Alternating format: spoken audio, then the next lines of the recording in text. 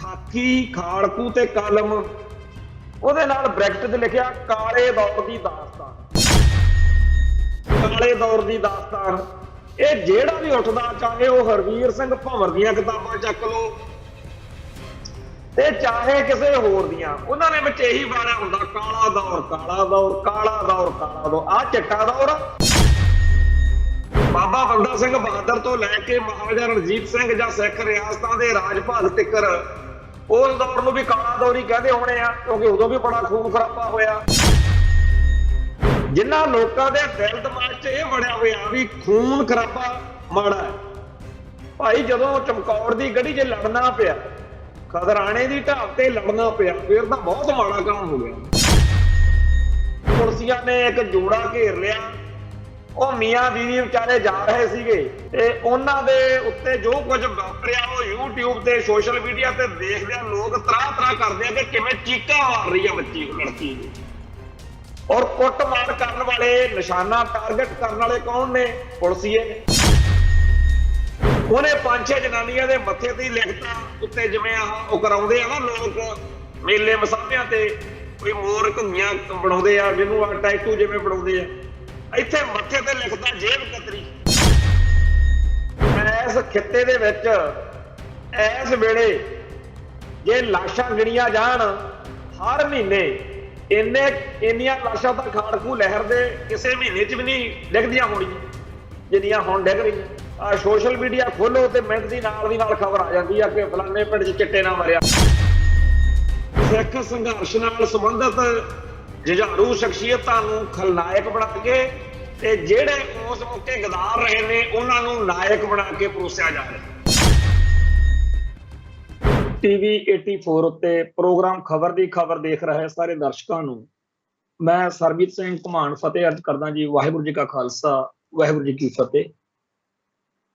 ਇਹ ਉਹ ਦਿਨ ਨੇ ਜਦੋਂ ਆਪਾਂ ਜੂਨ 84 ਦੇ ਸ਼ਹੀਦਾਂ ਦੀ ਜਿਹੜੀ ਹਰ ਸਾਲ ਯਾਦ ਮਨਾਉਂਦੇ ਆ, ਉਹ ਮਨਾ ਹਟੇ ਆ। ਪਰ ਅਜੇ ਵੀ ਪੰਜਾਬ ਦੇ ਪਿੰਡਾਂ ਦੇ ਵਿੱਚ ਕਿਸੇ ਨਾ ਕਿਸੇ ਥਾਂ ਤੇ ਸਮਾਗਮ ਜਿਹੜੇ ਨੇ ਉਹ ਜਾਰੀ ਨੇ। ਹੋ ਸਕਦਾ ਬਾਹਰਲੇ ਮੁਲਕਾਂ ਦੇ ਵਿੱਚ ਵੀ ਸਮਾਗਮ ਚੱਲ ਰਹੇ ਹੋਣ। ਤੇ ਨਾਲ ਦੀ ਨਾਲ ਜਿਹੜੀਆਂ 1984 ਤੋਂ ਬਾਅਦ ਵਿੱਚ ਦਰਬਾਰ ਸਾਹਿਬ ਦੇ ਘੱਲੂਘਾਰੇ ਤੋਂ ਬਾਅਦ ਵਿੱਚ ਘਟਨਾਵਾਂ ਵਾਪਰੀਆਂ, ਉਹਨਾਂ ਦੀ ਵੀ ਇਹਨਾਂ ਦਿਨਾਂ 'ਚ ਚਰਚਾ ਚੱਲ ਰਹੀ ਹੈ।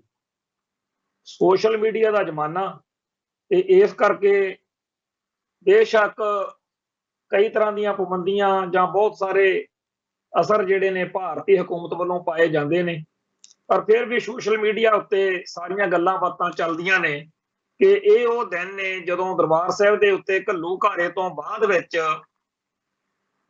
ਇਸ ਦਰਦ ਨੂੰ ਨਾ ਬਰਦਾਸ਼ਤ ਕਰਦਿਆਂ ਹੋਇਆਂ, ਇਸ ਪੀੜ ਨੂੰ ਨਾ ਝੱਲਦਿਆਂ ਹੋਇਆਂ ਬਹੁਤ ਸਾਰੇ ਸਿੱਖਾਂ ਨੇ ਇਸ ਫੌਜੀ ਹਮਲੇ ਤੋਂ ਦੁਖੀ ਹੋ ਕੇ ਜਿਹੜੇ ਉਹਨਾਂ ਨੂੰ ਭਾਰਤੀ ਹਕੂਮਤ ਨੇ ਮਾਣ ਸਨਮਾਨ ਦਿੱਤੇ ਹੋਏ ਸੀ, ਕੋਈ ਪਦਮ ਸ਼੍ਰੀ ਜਾਂ ਕੁਝ ਹੋਰ, ਉਹ ਵਾਪਸ ਕਰ ਦਿੱਤੇ ਸੀ। ਭਗਤ ਪੂਰਨ ਸਿੰਘ ਜੀ ਜਿਹੜੇ ਪਿੰਗਲਵਾੜੇ ਵਾਲੇ ਆ, ਖੁਸ਼ਵੰਤ ਸਿੰਘ ਜਿਹੜਾ ਕਿ ਕਿਸੇ ਵੇਲੇ ਗਾਂਧੀ ਪਰਿਵਾਰ ਦੇ ਬਹੁਤ ਜ਼ਿਆਦਾ ਨੇੜੇ ਮੰਨਿਆ ਜਾਂਦਾ ਰਿਹਾ, ਡਾਕਟਰ ਗੰਡਾ ਸਿੰਘ, ਇਵੇਂ ਹੀ ਹੋਰ ਬਹੁਤ ਜ਼ਿਆਦਾ ਵੱਡੀ ਗਿਣਤੀ ਵਿੱਚ ਸਿੱਖਾਂ ਨੇ ਆਪਦੇ ਅਵਾਰਡ ਜਾਂ ਹੋਰ ਜਿਹੜੇ ਉਹਨਾਂ ਨੂੰ ਰੁਤਬੇ ਬਰਾਤਬੇ ਮਿਲੇ ਸੀ ਸਟੇਟ ਵੱਲੋਂ, ਉਹ ਵਾਪਸ ਕੀਤੇ। ਕਈਆਂ ਨੇ ਸਰਕਾਰੀ ਜਿਹੜੀਆਂ ਨੌਕਰੀਆਂ ਸੀ ਉਹ ਛੱਡੀਆਂ। ਆਪਣੇ ਬਹੁਤੇ ਬੰਦਿਆਂ ਨੂੰ ਸਰਦਾਰ ਸਿਮਰਨਜੀਤ ਸਿੰਘ ਮਾਨ ਦਾ ਚੇਤਾ ਹੈ, ਪਰ ਉਸ ਤੋਂ ਪਹਿਲਾਂ ਮਾਨ ਸਾਹਿਬ ਤੋਂ ਬਹੁਤ ਅਰਸਾ ਪਹਿਲਾਂ ਹੋਰ ਵੀ ਬਹੁਤ ਜ਼ਿਆਦਾ ਸਰਕਾਰੀ ਅਹੁਦਿਆਂ ਤੇ ਸਰਕਾਰੀ ਨੌਕਰੀਆਂ ਕਰ ਰਹੇ, ਜਿਵੇਂ ਸਰਦਾਰ ਹਰਿੰਦਰ ਸਿੰਘ ਖਾਲਸਾ ਜਿਹੜੇ ਇੰਡੀਅਨ ਫੋਰਨ ਸਰਵਿਸ ਵਿੱਚ ਸੀਗੇ, ਉਹਨਾਂ ਨੇ ਸਰਕਾਰੀ ਮੁਲਾਜ਼ਮ ਤੋਂ ਅਸਤੀਫਾ ਦਿੱਤਾ। ਇਸੇ ਤਰੀਕੇ ਨਾਲ ਹੋਰ ਬੜੀ ਵੱਡੀ ਲਿਸਟ ਵਾ, ਪਰ ਜਿੱਡੀ ਵੱਡੀ ਮਰਜ਼ੀ ਇਹ ਲਿਸਟ ਹੋਵੇ, ਮੈਨੂੰ ਸਦਾ ਹੀ ਇਹ ਗੱਲ ਚੁਭਦੀ ਰਹੀ ਆ ਕਿ ਜਿੱਡੀ ਵੱਡੀ ਇਹ ਲਿਸਟ ਹੋਣੀ ਚਾਹੀਦੀ ਸੀ ਓਡੀ ਨਹੀਂ। ਹੋਣਾ ਤਾਂ ਇਹ ਚਾਹੀਦਾ ਸੀ ਕਿ ਇੱਕ ਵੀ ਸਿੱਖ ਉਸ ਮੌਕੇ ਰਹਿੰਦਾ ਨਾ ਜਿਹਨੇ ਸਰਕਾਰੀ ਮੁਲਾਜ਼ਮਾਂ ਤੋਂ ਅਸਤੀਫਾ ਨਾ ਦਿੱਤਾ ਹੋਵੇ। ਰਾਸ਼ਟਰਪਤੀ ਜਿਹੜਾ ਗਿਆਨੀ ਜੈਲ ਸਿੰਘ ਉਹਦੇ ਤੋਂ ਲੈ ਕੇ ਹਰ ਇੱਕ ਸਿੱਖ ਰਿਜ਼ਾਈਨ ਕਰ ਜਾਂਦਾ। ਪਰਖ ਦੀ ਘੜੀ ਆਈ ਸੀ, ਪਰਖ ਦੀ ਘੜੀ ਵਿੱਚ ਉਹ ਸਾਰੇ ਲੋਕ ਅਸਫਲ ਸਿੱਧ ਹੋਏ ਜਿਨ੍ਹਾਂ ਨੂੰ ਉਸ ਮੌਕੇ ਆਪਦੇ ਧਰਮ ਅਤੇ ਭਾਰਤੀ ਹਕੂਮਤ ਵਿੱਚੋਂ ਇੱਕ ਚੀਜ਼ ਚੁਣਨ ਦਾ ਮੌਕਾ ਮਿਲਿਆ ਹੈ।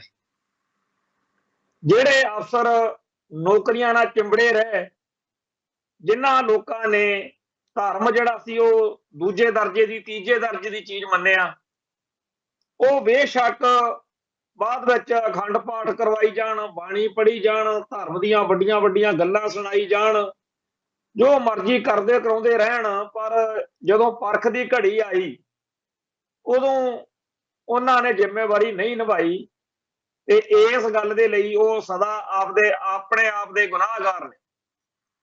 ਆਉਣ ਵਾਲੀਆਂ ਸਦੀਆਂ 'ਚ ਆਉਣ ਵਾਲੀਆਂ ਜਿਹੜੀਆਂ ਨਸਲਾਂ ਨੇ, ਉਹਨਾਂ ਦੀਆਂ ਪੁਸ਼ਤਾਂ ਨੇ ਇਸ ਗੱਲ ਦੇ ਰੂਬਰੂ ਲਾਜ਼ਮੀ ਹੋਣਾ। ਅੱਜ ਗਿਆਨੀ ਜੈਲ ਸਿੰਘ ਦਾ ਜਿਹੜਾ ਪਰਿਵਾਰ ਆ,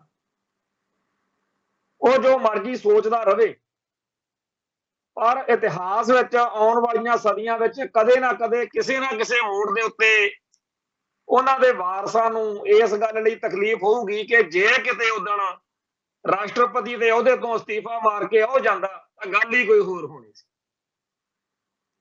ਤੇ ਜਿਹੜੇ ਲੋਕ ਗਿਆਨੀ ਜੈਲ ਸਿੰਘ ਦੇ ਪੱਖ ਵਿੱਚ ਦਲੀਲਾਂ ਦਿੰਦੇ ਫਿਰਦੇ ਆ ਕਿ ਜੀ ਫੇਰ ਸਿੱਖਾਂ ਦਾ ਬਹੁਤ ਵੱਡਾ ਘਾਣ ਹੋਣਾ ਸੀ, ਸਿੱਖਾਂ ਦਾ ਬਹੁਤ ਭਾਰੀ ਕਤਲੇਆਮ ਹੋਣਾ ਸੀ। ਭਾਈ ਇੰਦਰਾ ਗਾਂਧੀ ਦੇ ਦਰਬਾਰ ਸਾਹਿਬ ਦੇ ਹਮਲੇ ਤੋਂ ਬਾਅਦ ਜਿੰਨਾ ਕੁ ਕੁਝ ਹੋਇਆ ਸੀ, ਉਹਨੂੰ ਰੋਕਣ ਦੇ ਵਿੱਚ ਆਪਾਂ ਦੁਨਿਆਵੀ ਤੌਰ ਦੇ ਉੱਤੇ ਕਹਿ ਲੈਂਦੇ ਆ, ਮੈਂ ਵੀ ਕਈ ਵਾਰੀ ਪ੍ਰੋਗਰਾਮ 'ਚ ਕਹਿ ਦਿੰਦਾ ਕਿ ਧਰਮੀ ਫੌਜੀਆਂ ਨੇ ਕਮਾਲ ਕਰਤੀ, ਕਿਉਂਕਿ ਇੰਡੀਅਨ ਸਟੇਟ ਨੇ ਹੋਰ ਸਾਰਾ ਕੁਝ ਸੋਚਿਆ ਹੋਇਆ ਸੀ, ਪਰ ਆਹ ਨਹੀਂ ਸੀ ਸੋਚਿਆ ਵੀ ਫੌਜ ਵਿੱਚ ਜਿਹੜੇ ਸਿੱਖ ਨੇ ਉਹ ਬਗਾਵਤ ਕਰ ਦੇਣਗੇ।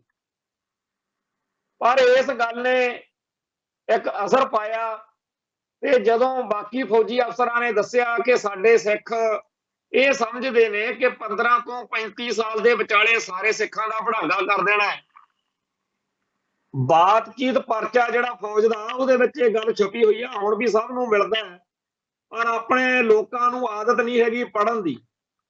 ਮੈਂ ਹਰ ਵਾਰ ਇਹ ਬੇਨਤੀ ਕਰਦਾ ਰਹਿਣਾ ਕਿ ਦਰਬਾਰ ਸਾਹਿਬ ਉੱਤੇ ਹਮਲੇ ਨਾਲ ਸੰਬੰਧਿਤ ਹਰ ਵਾਰ ਕਿਤਾਬਾਂ ਲਵੋ, ਚਾਹੇ ਦੁਸ਼ਮਣ ਦੀਆਂ ਲਿਖੀਆਂ ਹੋਈਆਂ ਨੇ ਉਹ ਵੀ ਰੱਖੋ ਤੇ ਆਪਦਾ ਦਿਮਾਗ ਵਰਤ ਕੇ ਪੜ੍ਹੋ ਕਿ ਸੱਚ ਕੀ ਲਿਖਿਆ, ਝੂਠ ਕੀ ਲਿਖਿਆ, ਨਖੇੜਾ ਕਰੋ। ਹੁਣ ਤਾਂ ਬਹੁਤ ਜ਼ਿਆਦਾ ਕਿਤਾਬਾਂ ਆ ਗਈਆਂ ਨੇ ਤੇ ਜੇ ਕਿਤਾਬਾਂ ਨਹੀਂ ਪੜ੍ਹਨ ਦਾ ਟਾਈਮ ਤਾਂ ਸਾਡੇ ਬਹੁਤ ਸਾਰੇ ਖਾਲਿਸਤਾਨੀ ਪੱਖ ਤੋਂ ਚਿੰਤਕ ਨੇ, ਸਿੱਖ ਨਜ਼ਰੀਏ ਤੋਂ ਚਿੰਤਕ ਨੇ, ਜਿਹੜੇ YouTube ਚੈਨਲਾਂ ਦੇ ਉੱਤੇ ਲਗਾਤਾਰ ਆਪਣੀ ਗੱਲ ਕਹਿੰਦੇ ਰਹੇ ਨੇ, ਔਰ ਉਹਨਾਂ ਦੀ ਗੱਲ ਦੇ ਵਿੱਚ ਬਹੁਤ ਹਕੀਕਤ ਸੱਚਾਈ ਹੁੰਦੀ ਹੈ, ਪਰ ਨਾ ਕੋਈ ਕਿਤਾਬ ਪੜ੍ਹਨੀ ਆ ਤੇ ਨਾ ਕੋਈ ਪ੍ਰੋਗਰਾਮ ਦੇਖਣਾ ਕਰਨਾ। ਹਾਂ ਕੋਈ ਗਾਉਣ ਵਾਲੀ ਜਾਂ ਕੋਈ ਗਾਉਣ ਵਾਲਾ ਹੋਵੇ, ਕੋਈ ਤੱਤ ਭੜੱਤੀ ਵਾਲੀ ਚੱਕਲੋ ਵਾਲੀ ਗੱਲ ਹੋਵੇ, ਉਹਦੇ ਲਈ ਸਾਡੇ ਕੋਲੇ ਬਹੁਤ ਟਾਈਮ ਆ। ਮੈਨੂੰ ਅਕਸਰ ਆਪਣੇ ਇਸ ਪ੍ਰੋਗਰਾਮ ਦੇ ਹੇਠਾਂ ਪੜ੍ਹੇ ਹੋਏ ਕਮੈਂਟ ਪੜ੍ਹਨ ਦਾ ਮੌਕਾ ਮਿਲਦਾ, ਜਿਹੜੇ YouTube ਤੇ ਕਮੈਂਟ ਕਰਦੇ ਸਿੱਖ ਵੀਰ ਜਿਹੜੇ ਨੇ, ਉਹਨਾਂ ਦੇ ਬਹੁਤ ਜ਼ਿਆਦਾ ਕਮੈਂਟ ਇਸ ਤਰ੍ਹਾਂ ਦੇ ਹੁੰਦੇ ਆ ਨੌਜਵਾਨਾਂ ਦੇ ਕਿ ਜੀ ਤੁਸੀਂ ਕਿੰਨੀ ਮਿਹਨਤ ਨਾਲ, ਕਿੰਨਾ ਜ਼ੋਰ ਲਾ ਕੇ, ਤੱਥ ਇਕੱਠੇ ਕਰਕੇ ਇਹ ਪ੍ਰੋਗਰਾਮ ਕਰਦੇ ਹੋ, ਪਰ ਸਾਡੇ ਬੰਦਿਆਂ ਕੋਲ ਟਾਈਮ ਨਹੀਂ ਹੈਗਾ ਸੁਣਨ ਦਾ। ਬਹੁਤੇ ਜ਼ਿਆਦਾ ਲਿਖ ਰਹੇ ਹੁੰਦੇ ਨੇ ਕਿ ਜੀ ਛੋਟੀਆਂ ਛੋਟੀਆਂ ਕਲਿੱਪਾਂ ਜਿਹੀਆਂ ਬਣਾ ਕੇ ਪਾਇਆ ਕਰੋ, ਸਾਡੇ ਕੋਲ ਨਹੀਂ ਹੈਗਾ ਟਾਈਮ ਵੀ 40 ਮਿੰਟ ਤੁਹਾਡੀ ਅਸੀਂ ਗੱਲ ਸੁਣੀ।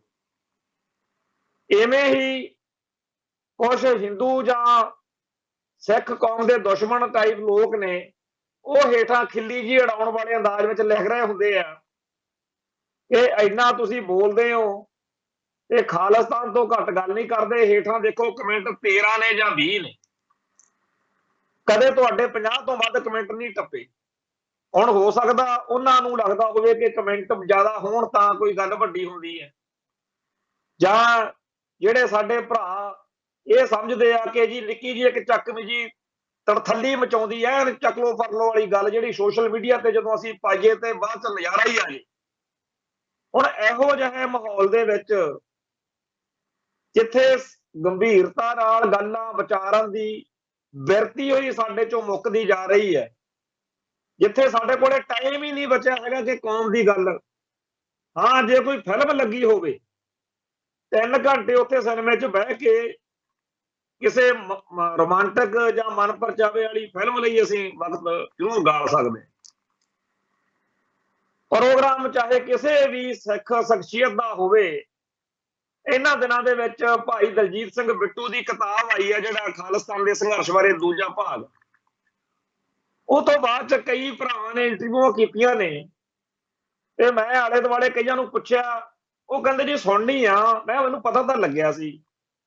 ਇੱਕ ਕਿਤਾਬ ਜਗਤਾਰ ਸਿੰਘ ਭੁੱਲਰ ਦੀ ਖਾਕੀ, ਖਾੜਕੂ ਤੇ ਕਲਮ, ਇਹ ਕਿਤਾਬ ਜਦੋਂ ਆਈ ਸੀ ਮੈਂ ਉਦੋਂ ਵੀ ਕਿਹਾ ਸੀਗਾ ਮੈਨੂੰ ਪੜ੍ਹ ਕੇ ਇਹਦੇ ਬਾਰੇ ਰਾਏ ਬਣਾਵਾਂਗੇ, ਕਿਉਂਕਿ ਜਗਤਾਰ ਸਿੰਘ ਭੁੱਲਰ ਜਦੋਂ ਵੀ ਕਿਤੇ ਰਿਪੋਰਟਿੰਗ ਕਰਦੇ ਦੇਖਦਾ ਮੈਂ, ਤਾਂ ਉਦੋਂ ਤਾਂ ਬਹੁਤੀ ਵਾਰ ਉਹ ਸਾਨੂੰ ਪਸੰਦ ਨਹੀਂ ਆ ਸਕਦੇ।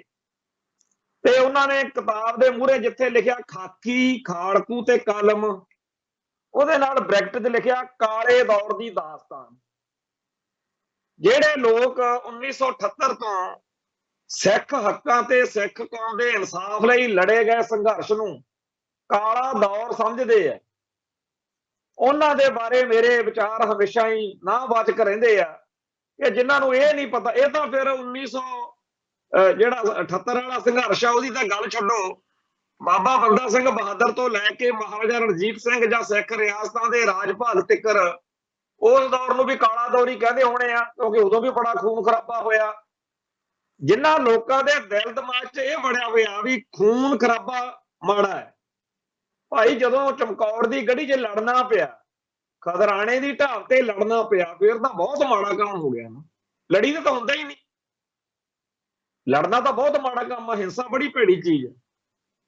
ਓਏ ਗੁਰੂ ਦੇ ਸਿੱਖੋ, ਕੁਛ ਸਮਝੋ ਇਤਿਹਾਸ ਨੂੰ।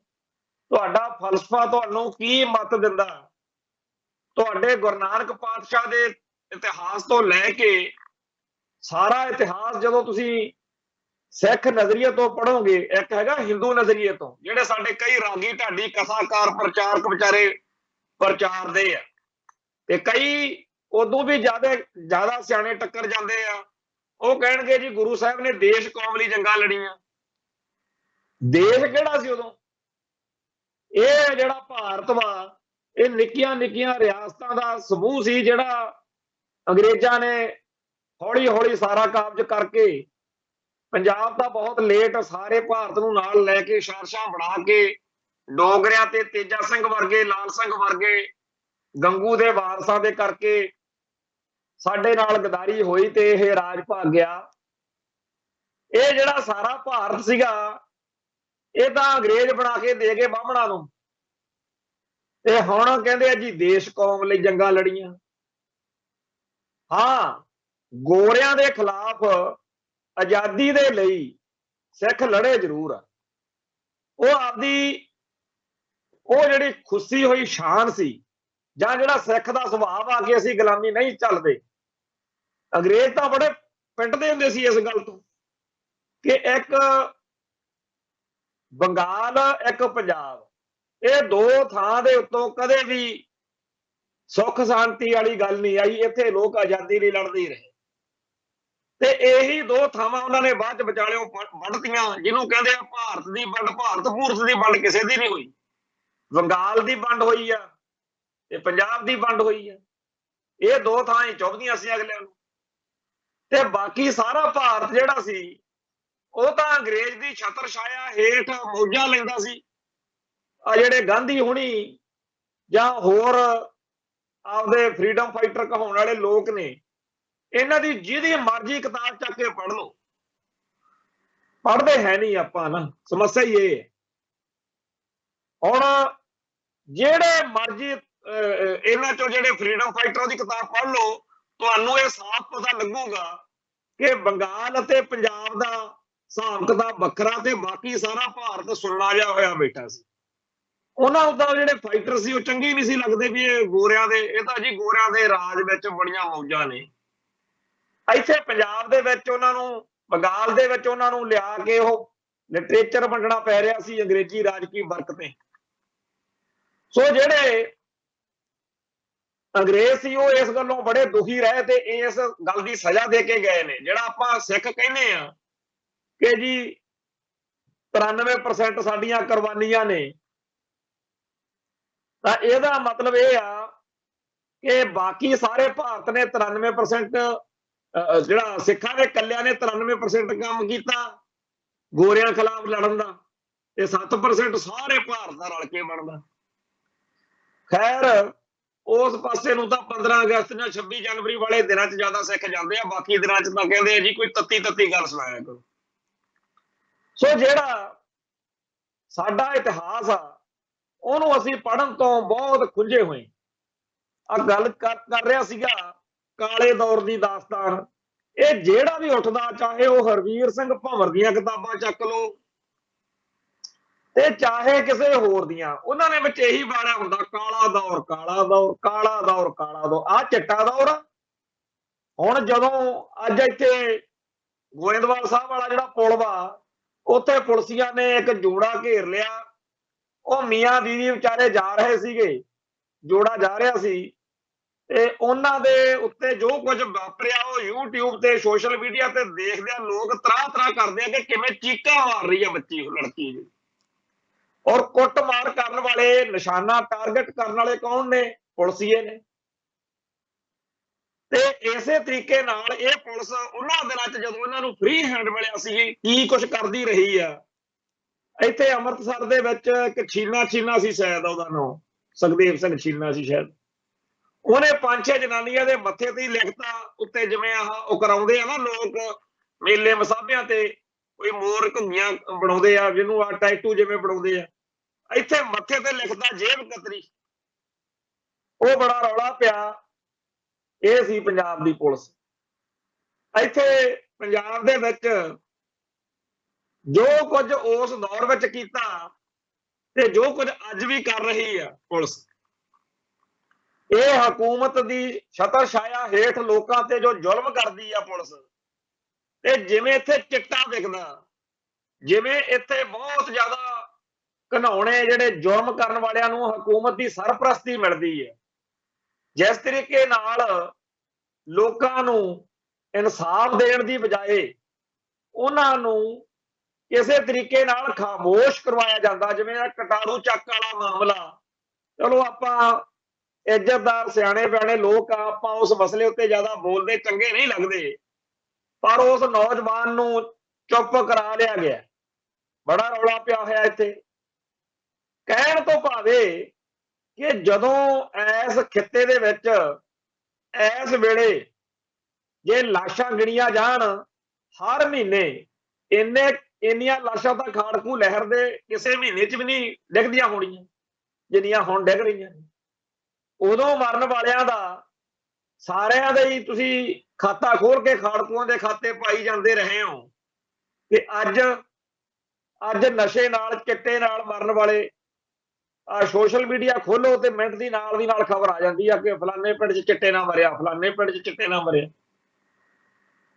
ਸੋ ਜਿਹੜਾ ਇਹ ਕਿਤਾਬ ਆਈ ਆ ਜਗਤਾਰ ਸਿੰਘ ਭੁੱਲਰ ਦੀ, ਇਹਦੇ ਵਿੱਚ ਬਹੁਤ ਵੱਡੀ ਗਿਣਤੀ ਵਿੱਚ 25 ਦੇ ਕਰੀਬ ਉਹਨਾਂ ਪੱਤਰਕਾਰਾਂ ਦੀਆਂ ਇੰਟਰਵਿਊਜ਼ ਨੇ ਜਿਨ੍ਹਾਂ ਨੇ ਸਿੱਖ ਸੰਘਰਸ਼ ਵਾਲੇ ਦਿਨਾਂ ਦੇ ਵਿੱਚ ਪੱਤਰਕਾਰੀ ਕੀਤੀ ਹੈ, ਤੇ ਉਹਨਾਂ ਵਿੱਚੋਂ ਬਹੁਤਿਆਂ ਨੇ, ਬਲਜੀਤ ਬੱਲੀ ਨੇ ਜਾਂ ਸਰਬਜੀਤ ਸਿੰਘ ਪੰਧੇਰ ਨੇ ਜਾਂ ਹੋਰ ਸਾਰਿਆਂ ਨੇ ਇਹ ਗੱਲ ਆਖੀ ਆ ਕਿ ਠੀਕ ਆ, ਸਿੱਖ ਸੰਘਰਸ਼ ਨਾਲ ਸਮਰਪਿਤ ਜੁਝਾਰੂ ਜਿਹੜੇ ਸੀ ਉਹਨਾਂ ਤੋਂ ਵੀ ਕਈ ਥਾਵਾਂ ਦੇ ਉੱਤੇ ਗੜਬੜ ਹੋਈ ਹੋਣੀ, ਪਰ ਉਹਨਾਂ ਦੀ ਗੜਬੜ ਜਿਹੜੀ ਆ ਉਹ ਤੰਗ ਨਹੀਂ ਕਰਦੀ, ਪਰ ਸਾਨੂੰ ਖਾਕੀ ਵਰਦੀ ਤੋਂ। ਬਲਜੀਤ ਬੱਲੀ ਜਦੋਂ ਕਹਿੰਦਾ ਹੈ ਕਿ ਮੈਨੂੰ ਸਮੇਧ ਸੈਣੀ ਕਹਿੰਦਾ ਵੀ ਜਿਹੜਾ ਉੱਥੇ ਮੁਕਾਬਲਾ ਹੋਇਆ ਚੰਡੀਗੜ੍ਹ ਤੋਂ ਬਾਹਰ, ਜਿਹੜੇ ਉੱਥੇ ਨੌਜਵਾਨ ਜਿਹੜੇ ਮਾਰੇ ਗਏ ਆ, ਉਹਨਾਂ ਦੀ ਡਾਇਰੀ ਵਿੱਚ ਤੇਰਾ ਮਕਾਨ ਦਾ ਐਡਰੈਸ ਸੀ, ਤੈਨੂੰ ਦੇਖਣਾ, ਤੈਨੂੰ ਮਿਲਣਾ, ਕਹਿੰਦਾ ਮੈਂ। ਇਵੇਂ ਹੀ ਜਿਹੜਾ ਸਰਬਜੀਤ ਪੰਧੇਰ ਆ ਉਹ ਵੀ ਆਪਦੀ ਗੱਲ ਸੁਣਾਉਂਦਾ ਇਵੇਂ ਹੀ ਜਿਹੜਾ ਪਟਵਾਰੀ ਆ ਸੁਖਦੇਵ ਸਿੰਘ ਪਟਵਾਰੀ, ਸ਼ਾਇਦ ਉਹ ਪੱਤਰਕਾਰ, ਉਹ ਵੀ ਕਹਿੰਦਾ ਵੀ ਮੇਰੇ ਤਾਂ ਮਗਰੀ ਪੈ ਗਏ ਸੀ। ਹਰੇਕ ਪੱਤਰਕਾਰ ਨੇ ਪੁਲਿਸ ਦਾ ਉਸ ਦੌਰ ਦਾ ਘਿਨਾਉਣਾ ਚਿਹਰਾ ਨੰਗਾ ਕੀਤਾ।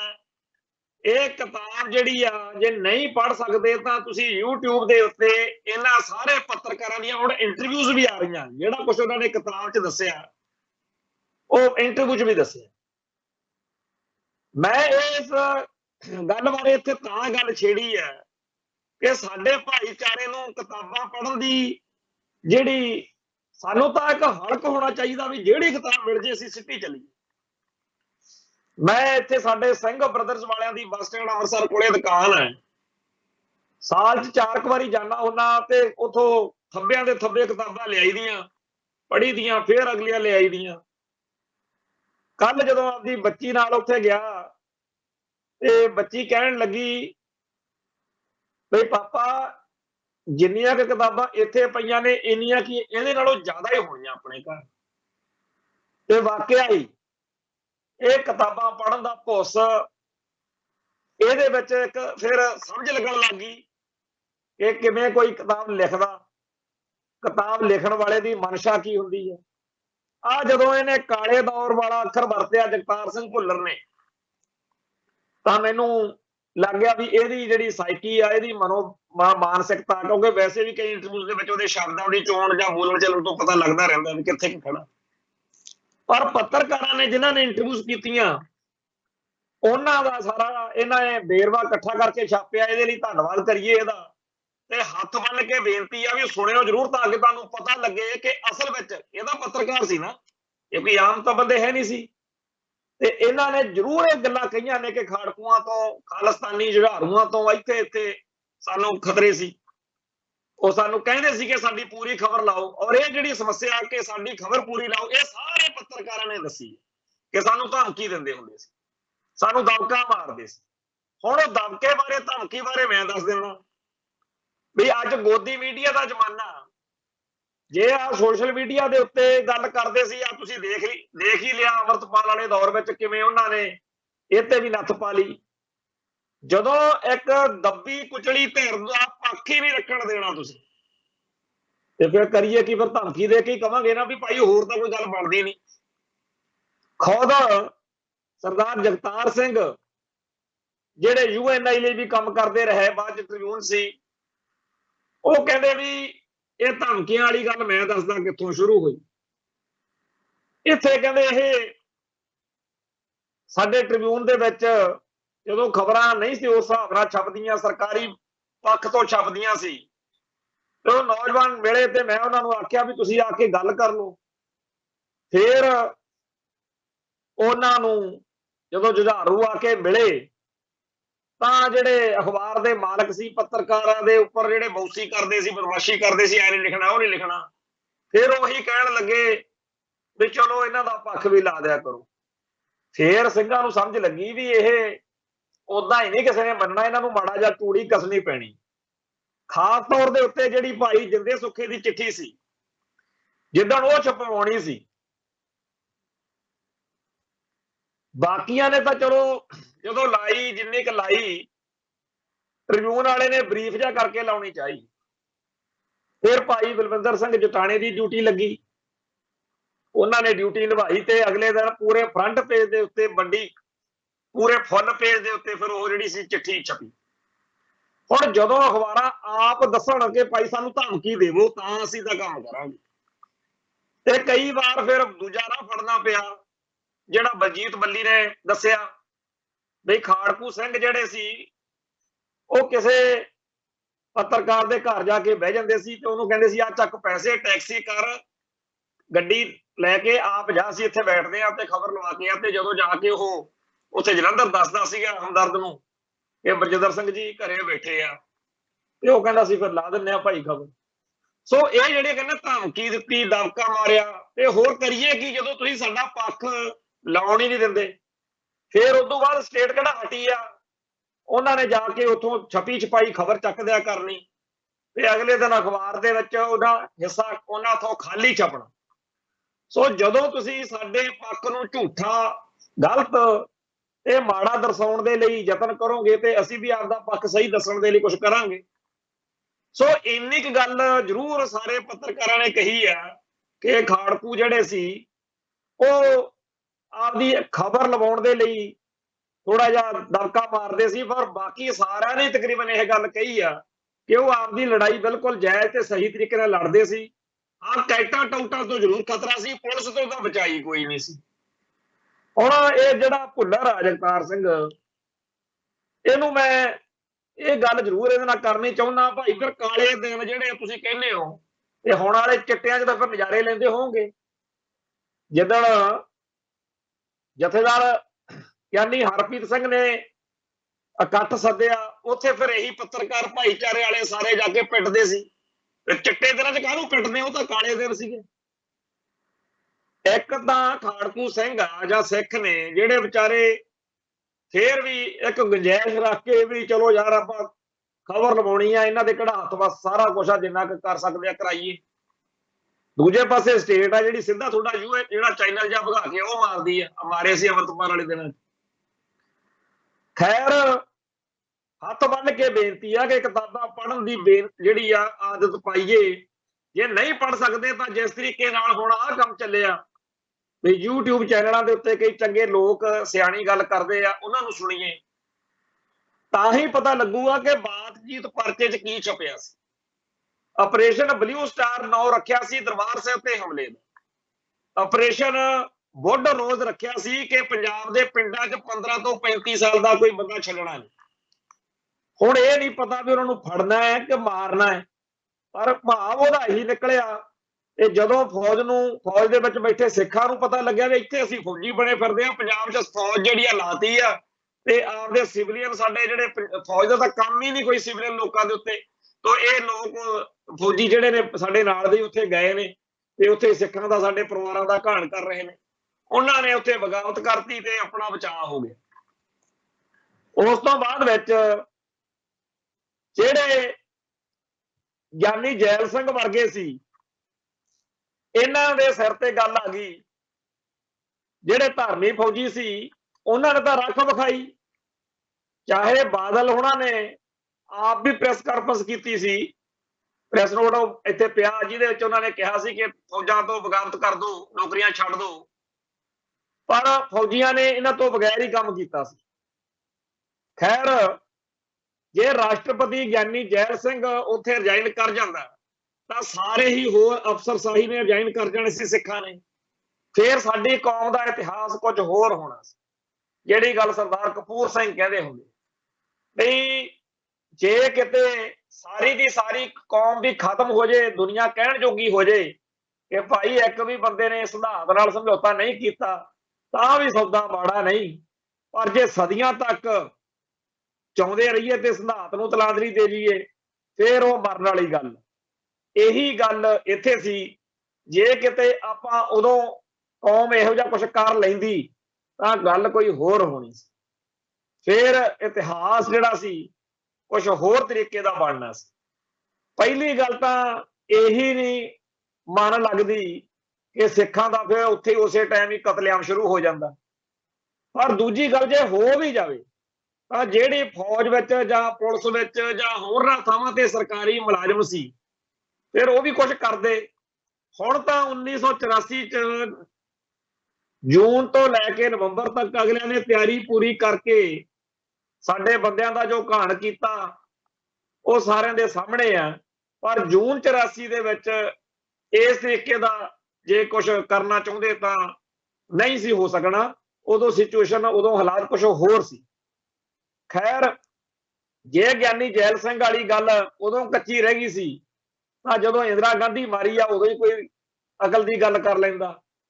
ਉਦੋਂ ਚੁੱਪ ਕਰਕੇ ਰਾਸ਼ਟਰਪਤੀ ਨੇ ਹੋਰ ਵੀ ਜ਼ਿਆਦਾ, ਰਾਸ਼ਟਰਪਤੀ ਨੇ ਰਾਜੀਵ ਗਾਂਧੀ ਨੂੰ ਬਣਾਤਾ। ਹੁਣ ਇਹ ਲੋਕ ਜਿਹੜੇ ਨੇ ਅੱਜ ਇਹਨਾਂ ਦੀ ਐਡਵੋਕੇਸੀ ਕਰਨ ਵਾਲੇ ਜਦੋਂ ਆਉਂਦੇ ਆ ਤਾਂ ਕੋਈ ਨਾ ਕੋਈ ਸਿੰਘ ਸੂਰਮਾ ਉੱਠ ਕੇ ਫਿਰ ਲਲਕਾਰਦਾ, ਫਿਰ ਕਹਿੰਦੇ ਆ ਜੀ ਇਹ ਮੀਡੀਆ ਦੇ ਸਾਹਮਣੇ ਇਸ ਤਰ੍ਹਾਂ ਨਹੀਂ ਸੀ ਕਰਨਾ ਚਾਹੀਦਾ।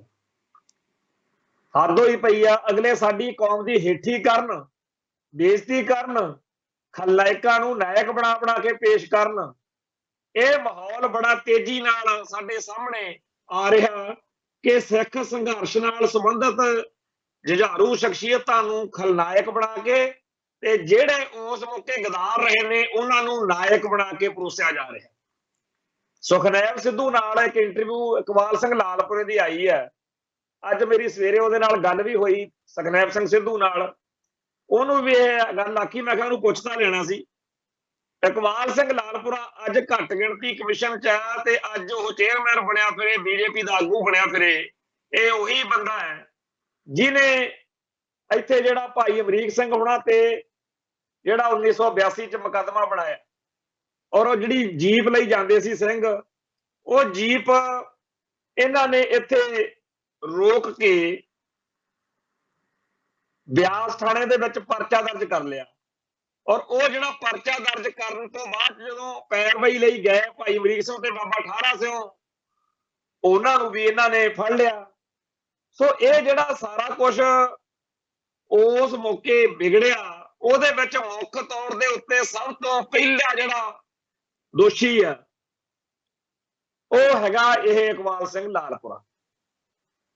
17 ਜੁਲਾਈ 1982 ਨੂੰ ਜਦੋਂ ਮਹਿਤਿਓਂ ਇਹ ਜੀਪ ਦੇ ਵਿੱਚ ਜਾਂਦੇ ਸੀ ਭਾਈ ਜਗੀਰ ਸਿੰਘ, ਭਾਈ ਅਜੈਬ ਸਿੰਘ, ਭਾਈ ਨਰਿੰਦਰ ਸਿੰਘ, ਕਿ ਉਹ ਸੰਤ ਉਤਮ ਸਿੰਘ ਖਡੂਰ ਸਾਹਿਬ ਵਾਲਿਆਂ ਨੂੰ ਉੱਥੇ ਖਡੂਰ ਸਾਹਿਬ ਛੱਡ ਕੇ ਮੁੜਨਾ ਸੀਗਾ। ਜਦੋਂ ਇਹ ਖਡੂਰ ਸਾਹਿਬ ਤੋਂ ਮੁੜੇ ਤਾਂ ਬਾਬੇ ਬਕਾਲੇ ਕੋਲ ਇਹਨਾਂ ਨੂੰ ਰੋਕ ਲਿਆ ਤੇ ਇਹਨਾਂ ਤੇ ਇੱਕ ਮੁਕੱਦਮਾ ਬਣਾਤਾ ਜੀ ਪਿਸਤੌਲ ਦਾ ਤੇ ਜੇ ਤੇ ਉਹ। ਅੱਜ ਉਹਨੇ ਇਸ ਮੁਕੱਦਮੇ ਬਾਰੇ ਆਪਦੀ ਇੰਟਰਵਿਊ ਚ ਆਪਦਾ ਪੱਖ ਦੱਸਿਆ, ਪਰ ਹਕੀਕਤ ਇਹ ਆ ਕਿ ਫਿਰ ਵੀ ਉਹਨੇ ਗੱਲਾਂ ਗੋਲ ਕੀਤੀਆਂ। ਪਰ ਇੱਕ ਗੱਲ ਉਹਨੇ ਮੰਨੀ ਆ ਇਕਬਾਲ ਸਿੰਘ ਨੇ, ਲਾਲਪੁਰੇ ਨੇ, ਕਿ ਪੁਲਿਸ ਦੀ ਤੇ ਸਰਕਾਰ ਦੀ ਗਲਤੀ ਸੀ। ਬਿਲਕੁਲ ਧੱਕਾ ਹੋਇਆ, ਕਹਿੰਦਾ ਜਿਹੜਾ ਸੰਤ ਭਿੰਡਰਾਂ ਵਾਲਿਆਂ ਦੇ ਸਮਰਥਕਾਂ ਦੇ ਉੱਤੇ ਬਿਆਸ ਥਾਣੇ ਚ ਜਾਂ ਭਾਈ ਅਮਰੀਕ ਸਿੰਘ ਹੋਣਾ ਤੇ ਜਿਹੜਾ ਮੁਕੱਦਮਾ ਬਣਾਇਆ, ਉਹ ਹਰਭਜਨ ਸਿੰਘ ਥਾਣੇਦਾਰ ਦੀ ਕਹਿੰਦਾ ਗਲਤੀ ਸੀ। ਚਲੋ ਇੰਨੀ ਗਲਤੀ ਦੇ ਕਹਿਣ ਦੇ ਨਾਲ ਵੀ ਗਲਤੀ ਹੈ, ਉਹ ਮਾਮਲਾ ਤਾਂ ਸੁਲਝ ਨਹੀਂ ਜਾਣਾ। ਫਿਰ ਸੰਤਾਂ ਨੂੰ ਧਰਮ ਜਦੋਂ ਮੋਰਚਾ ਲਾਉਣਾ ਪਿਆ, ਉਹ ਮੋਰਚਾ ਦਿਨੋਂ ਦਿਨ ਹੋਰ ਜ਼ਿਆਦਾ ਸੰਗਤ ਦਾ ਸਮਰਥਨ ਮਿਲਦਾ ਗਿਆ। ਅਕਾਲੀ ਦਲ ਨੇ ਮੋਰਚਾ ਨਾਲ ਲਾ ਲਿਆ। 1982 ਤੋਂ 1984 ਤੱਕ ਆਉਂਦਿਆਂ ਇੰਦਰਾ ਗਾਂਧੀ ਨੇ ਦਰਬਾਰ ਸਾਹਿਬ ਤੇ ਹਮਲਾ ਕਰਤਾ, ਫਿਰ ਚੋਂ ਖਾਲਿਸਤਾਨ ਦੀ ਲਹਿਰ ਨਿਕਲੀ। ਉਹ ਸਾਰਾ ਕੁਝ ਜਿਹੜਾ ਹੈਗਾ, ਹੁਣ ਇਹ ਇਕਬਾਲ ਸਿੰਘ ਲਾਲਪੁਰੇ ਹੋਣੀ ਜਾਂ ਇਹੋ ਜਿਹੇ ਬਹੁਤ ਸਾਰੇ ਹੋਰ ਨੇ, ਇਹ ਇੱਥੇ ਕਿ ਲਿਆ ਕੇ ਗੱਲ ਸਿੱਟਦੇ ਆ ਵੀ ਠੀਕ ਆ ਜੀ, ਇੰਦਰਾ ਨੇ ਗਲਤ ਕੀਤਾ, ਸਿੱਖਾਂ ਦਾ ਜਿਹੜਾ ਕਤਲੇਆਮ ਹੋਇਆ ਜਾਂ ਪੁਲਿਸ ਵਾਲਿਆਂ ਨੇ ਵਧੀਕੀਆਂ ਕੀਤੀਆਂ ਉਹ ਵੀ ਗਲਤ ਹੋਈਆਂ। ਪਰ ਕਹਿ ਕੇ ਫਿਰ ਉਹੀ ਗੱਲ ਵੀ ਛੱਡੋ ਜੀ, ਹੁਣ ਨਿਬੇੜੋ ਗੱਲ ਨੂੰ, ਆਪਾਂ ਇਹਨੂੰ ਮੰਨ ਲਓ ਵੀ ਹੁਣ ਇਹਦੇ ਬਗੈਰ ਕੋਈ ਗੱਲ ਨਹੀਂ, ਆਪਾਂ ਮੁਲਕ ਦੇ ਵਿੱਚ ਉੱਥੇ ਹੀ ਰਹਿਣਾ ਜੀ, ਆਪਾਂ ਜਾਣਾ ਕਿੱਥੇ। ਇਹ ਜਿਹੜੀ ਕਹਾਣੀ ਹੈ ਇਹਨੂੰ ਸਮਝਣ ਦੀ ਲੋੜ ਆ। ਇੱਕ ਪਾਸੇ ਉਹ ਸਿੱਖ ਨੇ ਜਿਹੜੇ ਕਹਿੰਦੇ ਆ ਕਿ ਦਰਬਾਰ ਸਾਹਿਬ ਤੇ ਹਮਲੇ ਤੋਂ ਬਾਅਦ ਸਾਡਾ ਹਿੰਦੁਸਤਾਨ ਨਾਲ, ਭਾਰਤ ਨਾਲ ਨਾਤਾ ਖਤਮ। ਇੱਕ ਪਾਸੇ ਉਹ ਨੇ ਜਿਹੜੇ ਕਹਿੰਦੇ ਆ ਸਾਨੂੰ ਉਹਦੇ ਆਦੇ ਦਵੋ, ਜੋ ਕੁਝ ਮਰਜ਼ੀ ਕਹਾਲੋ ਸਾਤੋਂ ਤਾਂ। ਹੁਣ ਇਹ ਜਿਹੜੀ ਦੋ ਤਰ੍ਹਾਂ ਦੀ ਮਨੋ ਅਵਸਥਾ ਆ, ਇਹਦੇ ਵਿੱਚ ਉਹ 1984 ਵਾਲੇ ਸਰਕਾਰੀ ਜਿਹੜੇ ਅਧਿਕਾਰੀ ਆ, ਉਹਨਾਂ ਦੇ ਉੱਤੇ ਬਹੁਤ ਜ਼ਿਆਦਾ ਰੋਸ ਕੌਮ ਨੂੰ ਹੋਣਾ ਚਾਹੀਦਾ ਕਿ ਜੇ ਕਿਤੇ ਉਦੋਂ ਇੱਕ ਪਾਸਾ ਕਰ ਦਿੰਦੇ, ਕਿਉਂਕਿ ਅਕਾਲੀ ਦਲ ਤਾਂ ਉਦੋਂ ਕਹਿਣ ਜੋਗਾ ਰਿਹਾ ਨਹੀਂ ਸੀਗਾ ਬਈ ਆਪਾਂ ਭਾਰਤੀ ਮੁੱਖ ਧਾਰਾ ਨੂੰ ਮੱਥਾ ਟੇਕੋ, ਤੇ ਜੇ ਕਿਤੇ ਸਾਰੇ ਆ ਰਾਸ਼ਟਰਪਤੀ ਗਿਆਨੀ ਜੈਲ ਸਿੰਘ ਸਮੇਤ ਸਾਰੇ ਦੇ ਸਾਰੇ ਅਸਤੀਫੇ ਦੇ ਬਹਿੰਦੇ ਤਾਂ ਅੱਜ ਇੰਡੀਅਨ ਸਟੇਟ ਸਿਸਟਮ ਅਤੇ ਖਾਲਸਾ ਪੰਥ ਦੇ ਵਿਚਾਲੇ ਹਾਲਾਤ ਕੁਝ ਹੋਰ ਹੋਣੇ ਸੀ। ਉਹ ਨਹੀਂ ਰਹੇ ਤੇ ਅੱਜ ਉੱਠ ਕੇ ਬਿਲਕੁਲ ਹੀ ਨਵੀਂ ਗੱਲ, ਲਓ ਜੀ ਅਖੇ ਜੀ ਗਿਆਨੀ ਜੈਲ ਸਿੰਘ ਵੀ ਮਾੜਾ ਨਹੀਂ ਸੀ, ਫਲਾਨਾ ਵੀ ਮਾੜਾ ਨਹੀਂ ਸੀ। ਹੁਣ ਤੁਸੀਂ ਕਮਾਲ ਇਸ ਗੱਲ ਦਾ ਦੇਖੋ ਕਿ 1978 ਤੋਂ ਚੱਲੇ ਸਾਰੇ ਸੰਘਰਸ਼ ਦਰਮਿਆਨ ਜਿਹੜੇ ਲੋਕਾਂ ਨੇ ਸਰਕਾਰੀ ਅਹੁਦੇ ਮਾਣੇ, ਜਿਨ੍ਹਾਂ ਨੇ ਭਾਰਤੀ ਮੁੱਖ ਧਾਰਾ ਨੂੰ ਮੱਥਾ ਟੇਕੀ ਰੱਖਿਆ, ਉਹ ਤਾਂ ਹੁਣ ਨਾਇਕ ਬਣਾ ਕੇ ਪੇਸ਼ ਕੀਤੇ ਜਾ ਰਹੇ ਨੇ ਤੇ ਸਿੱਖ ਸੰਘਰਸ਼ ਦੇ ਯੋਧਿਆਂ ਨੂੰ ਖਲਨਾਇਕ ਬਣਾ ਕੇ ਪੇਸ਼ ਕੀਤਾ ਜਾ ਰਿਹਾ। ਨਾਲ ਦੀ ਨਾਲ ਇੱਕ ਹੋਰ ਕਰਤੂਤ ਚੱਲ ਰਹੀ ਆ ਕਿ ਜਿਹੜੇ ਖਾਲਿਸਤਾਨੀ ਖਾੜਕੂ ਸੰਘਰਸ਼ ਨਾਲ ਸੰਬੰਧਿਤ ਆਗੂ ਸ਼ਖਸੀਅਤਾਂ ਨੇ, ਉਹਨਾਂ ਦੇ ਖਿਲਾਫ ਮਾਹੌਲ ਬਣਾਇਆ ਜਾ ਰਿਹਾ ਲੋਕਾਂ ਦੇ ਦਿਲ ਦਿਮਾਗ ਵਿੱਚ। ਉਹਨਾਂ ਦੀਆਂ ਗੱਲਾਂ ਨੂੰ ਇਸ ਤਰੀਕੇ ਨਾਲ ਪੇਸ਼ ਕੀਤਾ ਜਾ ਰਿਹਾ ਵੀ ਜਿਵੇਂ ਜੇਕਰ ਉਹਨਾਂ ਦਾ ਕੋਈ ਇਸ ਵੇਲੇ ਕਤਲ ਵੀ ਕਰ ਦੇਵੇ ਤਾਂ ਲੋਕ ਉਹਨਾਂ ਦੇ ਹੱਕ ਵਿੱਚ ਨਾ ਹੋਣ। ਭਾਈ ਪਰਮਜੀਤ ਸਿੰਘ ਪੰਜਵੜ ਬਾਰੇ ਅਸੀਂ बड़ा कुछ सुनते रहे हैं कि जी वो तो नशे ना जुड़ गए, वो तो फलाना, ਉਹਦਾ ਅੱਧਾ ਟੱਬਰ ਮਾਰਿਆ ਪਿਆ, ਉਹਦੇ ਪਰਿਵਾਰ ਦੇ ਕਿੰਨੇ ਜੀ ਮਾਰ ਦਿੱਤੇ, ਉਹਨੂੰ ਕਹਿਣ ਜਦੋਂ ਸਰਕਾਰ ਨਾਲ ਰਲਿਆ ਹੋਇਆ। ਇਹੀ ਕੁਛ ਹੋਰ ਸ਼ਖਸੀਅਤਾਂ ਬਾਰੇ ਹੋ ਰਿਹਾ। ਕੋਈ ਵੱਡੀ ਗੱਲ ਨਹੀਂ, ਇੱਥੇ 5-7 ਹਜ਼ਾਰ ਦੇ ਉੱਤੇ ਇੱਕ ਚਿੱਟੇ ਦੀ ਪੁੜੀ ਖਿਲਾ ਕੇ ਜਿਹਨੂੰ ਮਰਜੀ ਪਿਸਤੌਲ ਫੜਾ ਦੋ, ਬਥੇਰੀ ਮੰਡੀਰ ਵਿਗੜੀ ਫਿਰਦੀ ਆ। ਕੱਲ ਕਲਾ ਨੂੰ ਕਿਸੇ ਹੋਰ ਪੰਜਾਬ ਦੇ ਵਿੱਚ ਸਿੱਖ ਜੁਝਾਰੂ ਤੇ ਇਹੋ ਜਿਹਾ ਹਮਲਾ ਹੋ ਜੇ ਤੇ ਉਹ ਲੋਕ ਜਿਹੜੇ ਚਾਹਵਲੇ ਕਰਦੇ ਆ ਕਿ ਮਸਾ ਖਾੜਕੂ ਲਹਿਰ ਦਾ ਦਬਦਬਾ ਘਟਿਆ, ਹੁਣ ਜੇ ਇਹਨਾਂ ਦੇ ਗੋਲੀਆਂ ਗਾਲੀਆਂ ਵੱਜਣ ਤਾਂ ਸਵਾਦ ਆ ਜੀ। ਉਹਨਾਂ ਨੂੰ ਚਾਅ ਚੜਿਆ ਪਿਆ ਵਾ ਵੀ ਸਿੱਖਾਂ ਦੀ ਤਾਕਤ ਘਟ ਗਈ, ਖਾੜਕੂਆਂ ਦੀ ਤਾਕਤ ਮਰ ਗਈ। ਇਹ ਜਿਹੜੀ ਨਿਰਾਸ਼ਾ, ਜਿਹੜੀ ਮਾਯੂਸੀ, ਜਿਹੜੀ ਪਾਟੋ ਧਾੜ, ਇਹਦੇ ਬਾਰੇ ਸਾਡੀ ਕੌਮ ਦੇ ਵਿੱਚ ਕਿਸੇ ਨੂੰ ਉਵੇਂ ਦਾ ਖਿਆਲ ਨਹੀਂ ਜਿਹੋ ਜਿਹਾ ਹੋਣਾ ਚਾਹੀਦਾ।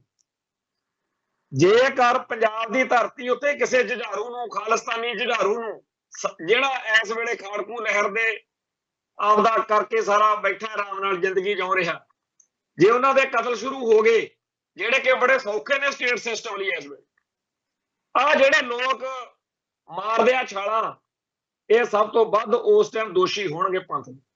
ਇਹ ਮਾਹੌਲ ਸਿਰਜਿਆ ਜਾ ਰਿਹਾ ਔਰ ਇਸ ਮਾਹੌਲ ਨੂੰ ਸਮਝਣ ਦੀ ਲੋੜ ਆ। ਇਹਦੇ ਪਿੱਛੇ ਕੌਣ ਲੋਕ ਨੇ, ਕੀ ਉਹਨਾਂ ਨੂੰ ਦਿਖਦਾ, ਕੀ ਉਹਨਾਂ ਦੇ ਮਤਲਬ ਦੀ ਗੱਲ ਹੈ ਇਹਦੇ ਚੋਂ। ਇਹੀ ਕੁਝ ਪੰਜਵੜ ਨਾਲ ਹੋਇਆ ਸੀ, ਇਹੀ ਕੁਝ ਹੁਣ ਇੱਥੇ ਪੰਜਾਬ 'ਚ ਬਾਕੀ ਬਸਦੇ ਜੁਝਾਰੂਆਂ ਦੇ ਖਿਲਾਫ ਮਾਹੌਲ ਬਣਾਇਆ ਜਾ ਰਿਹਾ। ਖੈਰ, ਸਾਡਾ ਜਿਹੜਾ ਇੱਥੇ ਹਾਲਾਤ ਨੇ ਪੰਜਾਬ ਦੇ ਵਿੱਚ, ਉਹ ਬਹੁਤ ਹੀ ਜ਼ਿਆਦਾ ਸੰਵੇਦਨਸ਼ੀਲ ਨੇ। ਜਦੋਂ ਆਮ ਆਦਮੀ ਪਾਰਟੀ ਦੀ ਸਰਕਾਰ ਜਾਂ ਆਮ ਆਦਮੀ ਪਾਰਟੀ ਦਾ ਇਸ ਤਰ੍ਹਾਂ ਦਾ ਜਲਵਾ ਨਹੀਂ ਸੀ, ਉਦੋਂ ਕਾਂਗਰਸ ਨੂੰ, ਬਾਦਲ ਦਲ ਨੂੰ, ਭਾਜਪਾ ਨੂੰ ਗਾਲਾਂ ਕੱਢਦੇ ਹੁੰਦੇ ਸੀ। ਹੁਣ ਆਮ ਆਦਮੀ ਪਾਰਟੀ ਨੂੰ ਕੱਢੀ ਚੱਲੋ। ਤੇ ਇਹ ਨਹੀਂ ਆਪਾਂ ਚੇਤੇ ਰੱਖਣਾ ਕਿ ਸਾਰੇ ਹੀ ਭਾਰਤੀ ਹਕੂਮਤੀ ਸਿਸਟਮ ਦੇ ਇਹ ਸਿਆਸੀ ਦਲ ਸਿੱਖਾਂ ਪ੍ਰਤੀ ਇਹੀ ਸੋਚ ਰੱਖਦੇ। ਕੱਲ ਇੱਥੇ ਅੰਮ੍ਰਿਤਸਰ ਦੇ ਵਿੱਚ ਇੱਕ ਨਿਹੰਗ ਸਿੰਘ ਨੇ, ਕਿਤੇ ਵਿਚਾਰੇ ਨੇ ਆਪਦਾ ਜਿਹੜੀ ਆਹ ਮਿੱਠੀ ਸ਼ਰਦਈ, ਮਾਝੇ ਦੇ ਵਿੱਚ ਆਮ ਤੌਰ ਤੇ ਨਿਹੰਗ ਦਲਾਂ 'ਚ ਆਮ ਰਿਵਾਜ ਆ, ਔਰ ਇੱਥੇ ਉਹ ਲੋਕ ਕਿਉਂਕਿ ਜਿਹੜੇ ਆ ਕੋਕਾ ਕੋਲਾ ਜਾਂ ਹੋਰ ਚੀਜ਼ਾਂ ਨੇ, ਇਹਨਾਂ ਬਾਰੇ ਬੜਾ ਕੁਝ ਚੱਲਦਾ ਰਹਿੰਦਾ ਵੀ ਜ਼ਹਿਰੀਲੇ ਮਾਦੇ ਪਾਏ ਜਾਂਦੇ ਆ, ਗਲਤ ਚੀਜ਼ਾਂ ਨੇ। ਹੁਣ ਇੱਥੇ ਹਰ ਮੋੜ ਦੇ ਉੱਤੇ ਸ਼ਹਿਰਾਂ ਦੇ ਵਿੱਚ ਯੂਪੀ ਬਿਹਾਰ ਦੇ ਲੋਕ ਢੇਰਾਂ ਦੇ ਢੇਰ ਨਾਰੀਅਲ ਦੇ ਸਟਵਾਈ ਬੈਠੇ ਆ ਤੇ ਲੋਕ ਉਹਨਾਂ ਤੋਂ ਖਰੀਦਦੇ ਆ, ਫਲ ਫਰੂਟ ਦੀਆਂ ਜਿਹੜੀਆਂ ਲੱਗੀਆਂ, ਔਰ ਇਹ ਰੌਲਾ ਵੀ ਪੈਂਦਾ। ਚਲੋ, ਤੇ ਉਹ ਨਿਹੰਗ ਸਿੰਘ ਨੇ ਸਾਫ਼ ਸੁਥਰੀਆਂ ਚੀਜ਼ਾਂ, ਬਦਾਮ ਜਾਂ ਖਸਖਸ ਜਾਂ ਹੋਰ ਚੀਜ਼ਾਂ ਦੇ ਆਧਾਰ ਤੇ ਕੋਈ ਸ਼ਰਦਈ ਜੀ ਤਿਆਰ ਕਰ, ਲੋਕ ਸਵੇਰ ਤੋਂ ਸ਼ਾਮ ਤੱਕ, ਗਰਮੀ ਬਹੁਤ ਜ਼ਿਆਦਾ ਪੈਂਦੀ, ਲੋਕਾਂ ਲਈ ਉਹ ਪੌਸ਼ਟਿਕ ਤੇ ਸੱਚੀ ਸੁੱਚੀ ਚੀਜ਼ ਸਾਹਮਣੇ ਬਣ ਰਹੀ ਹੈ। ਤੇ ਉਹਦੇ ਮਗਰ ਪੈ ਗਏ ਇੱਥੋਂ ਇੱਕ ਬੜੀ ਵੱਡੀ ਸਾਰੀ ਦਸਤਾਰ ਸਜਾਈ ਆ, ਦੇਖਣ ਨੂੰ ਲੱਗੂ ਵੀ ਇਹਦਾ ਕਦਾ ਗੁਰਸਿੱਖੀ ਕੋਈ ਨਹੀਂ ਹੋਣਾ। ਦਰਬਾਰ ਸਾਹਿਬ ਜੇ ਲਾਈਨ 'ਚ ਖੜਾ ਹੋਵੇ ਨਾ, ਤਾਂ ਸ਼੍ਰੋਮਣੀ ਕਮੇਟੀ ਦੀ ਟਾਸਕ ਫੋਰਸ ਉਹਨੂੰ ਵੱਖਰਾ ਕੱਢ ਕੇ ਲੈ ਕੇ ਜਾਊ ਵੀ ਤੂੰ ਤਾਂ ਬੜਾ ਹੀ ਵਧੀਆ ਲੱਗਦਾ, ਤੂੰ ਉੱਥੇ ਮੂਹਰੇ ਚੱਲ ਮੱਥਾ ਟੇਕ ਕੇ ਤੂੰ ਵੱਖਰਾ।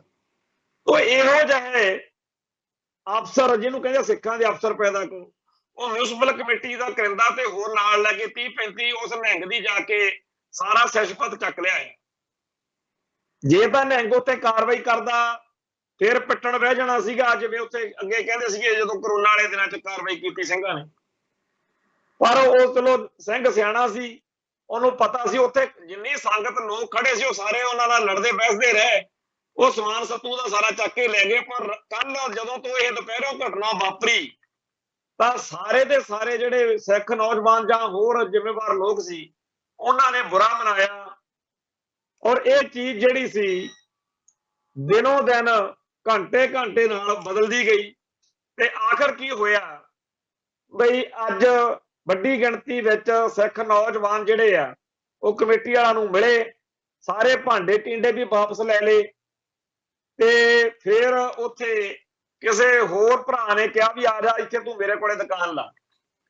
ਮਾਮਲਾ ਜੇ ਇੱਕ ਲਾਈਨ 'ਚ ਕਹਿਣਾ ਹੋਵੇ ਵੀ ਚਲੋ ਜੀ ਕਮੇਟੀ ਵਾਲਿਆਂ ਨੇ ਉਹਦੇ ਨਿਹੰਗ ਸਿੰਘ ਦੇ ਭਾਂਡੇ ਤੇ ਦੁਕਾਨ 'ਚ ਚੱਕਦੀ ਸੀ, ਸਿੱਖਾਂ ਨੇ ਦੁਬਾਰਾ ਲਵਾਤੀ, ਚੰਗੀ ਗੱਲ ਆ। ਪਰ ਗੱਲ ਇਹ ਸਮਝੋ ਕਿ ਉੱਥੇ ਘੱਟੋ ਘੱਟ 40-50 ਭਈਏ ਆ ਤੁਹਾਨੂੰ ਯੂਪੀ ਬਿਹਾਰ ਦੇ ਰੇਹੜੀਆਂ ਲਾਈ ਖੜੇ ਹੁੰਦੇ, ਉਹ ਸਾਰੀਆਂ ਜਿਹੜੀਆਂ ਉਵੇਂ ਖੜੀਆਂ ਸੀ। ਇਹ ਜਿਹੜਾ ਕਮੇਟੀ ਵਾਲਾ ਵੱਡੀ ਸਾਰੀ ਪੱਗ ਬੰਨ੍ਹ ਕੇ ਉਹਦੇ ਭੱਜਿਆ ਕਰਦਾ ਸੀਗਾ, ਤੇ ਇਹਨੂੰ ਇਹ ਨਹੀਂ ਲਿਖਦਾ ਹੈਗਾ ਵੀ ਉੱਥੇ ਜੇ ਯੂਪੀ ਬਿਹਾਰ ਦੇ ਲੋਕ ਆ ਕੇ ਰੋਟੀ ਪਾਣੀ ਆਪਦੀ ਕਮਾ ਸਕਦੇ ਆ, ਤੇ ਜੇ ਸਿੱਖਾਂ ਦਾ ਮੁੰਡਾ ਇੱਕ ਰੋਟੀ ਕਮਾ ਲੂ ਤਾਂ ਕੀ ਆਫਤ ਆ ਜੂ।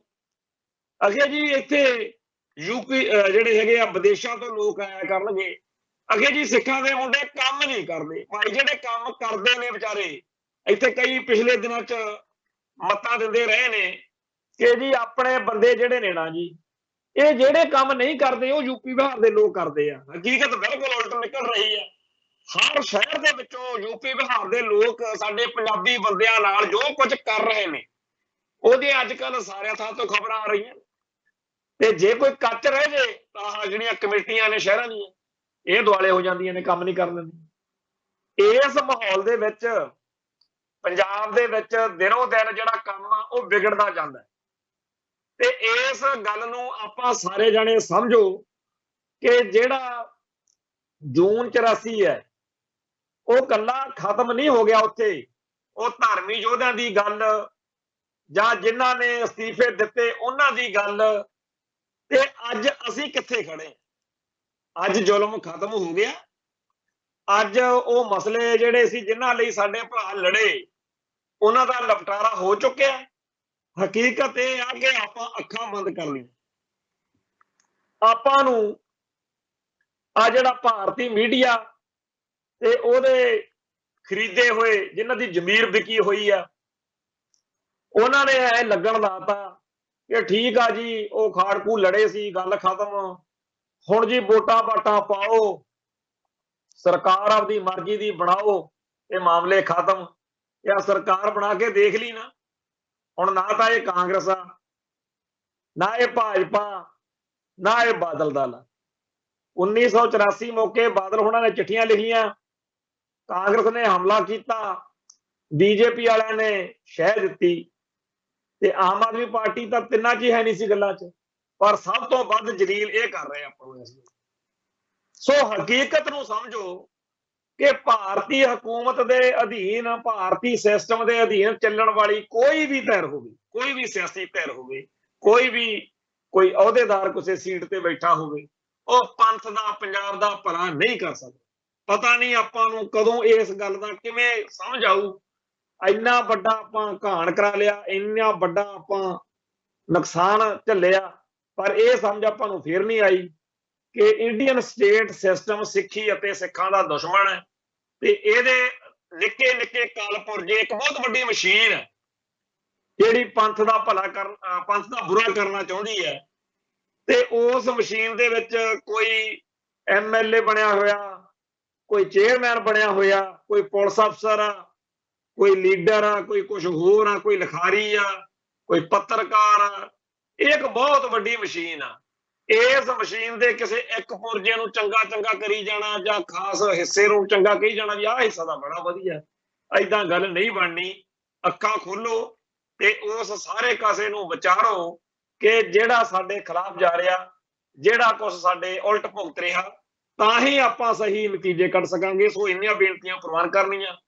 ਬੋਲਦਿਆਂ ਕੋਲੋਂ ਕੋਈ ਸ਼ਬਦ ਉੱਚਾ ਨੀਵਾਂ ਬੋਲਿਆ ਗਿਆ ਹੋਵੇ, ਸੰਗਤ ਬਖਸ਼ਣਯੋਗ ਹੈ। ਨਾਨਕ ਨਾਮ ਚੜ੍ਹਦੀ ਕਲਾ, ਤੇਰੇ ਭਾਣੇ ਸਰਬੱਤ ਦਾ ਭਲਾ। ਵਾਹਿਗੁਰੂ ਜੀ ਕਾ ਖਾਲਸਾ, ਵਾਹਿਗੁਰੂ ਜੀ ਕੀ ਫਤਿਹ।